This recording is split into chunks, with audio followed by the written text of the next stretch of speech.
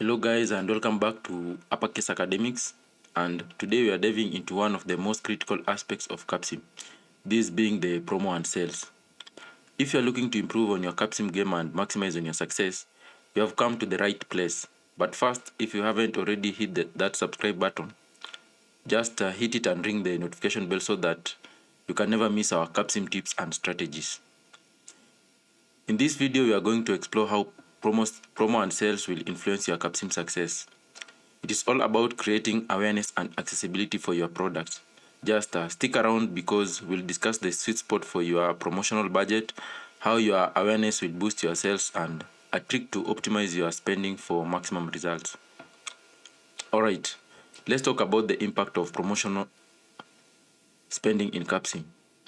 It's a game changer because it will influence your awareness and accessibility. But here's the thing. Spending more than 2 million on promo can lead to diminishing returns. So you may now ask, how do you strike the right balance? In the report, if you see in the report here, you'll find that even if you have same product with the same specification as your competitors, the trick is that you can outsell them with a higher survey scope for your promotional effort, because if you increase your awareness, your survey score might go up because most of the customers will be aware of your product. Then it's all about crafting an effective promotional strategy that can set you apart. Now, what about accessibility? Because we have talked about the promotion. Now, with accessibility, there are substantial point of diminishing returns after 2,000. So in this case, it's 2 million, but you can just say 2,000. But here is a trick that I discovered, and also you can try and use it. Either you can decide by investing 2,000 until you reach your accessibility point, or you can just start with a budget of 1,000 and increase it by 100 each round. Keep an eye on your after promo sales and your after promo and sales number, because you notice that it will eventually start to decline when you increase your sales or promo budget excessively, or if you just put there the values more than, let's say, the 2,000, your promo and sales budget will start increasing because you have reached the diminishing returns. And increasing your customer accessibility is crucial because you can achieve this by allocating funds to your marketing and sales activities. However, it's important not to overspend, as it could be adverse effects on your performance.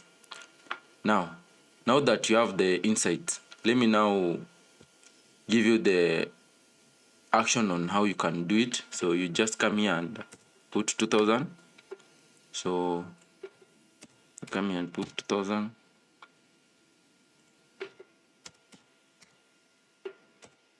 So this is my strategy.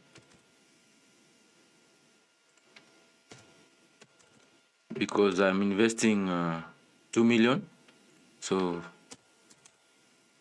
until I achieve my strategy, then I'll start scaling it down so that I cannot have the diminishing returns. So here I'll give it 2,000.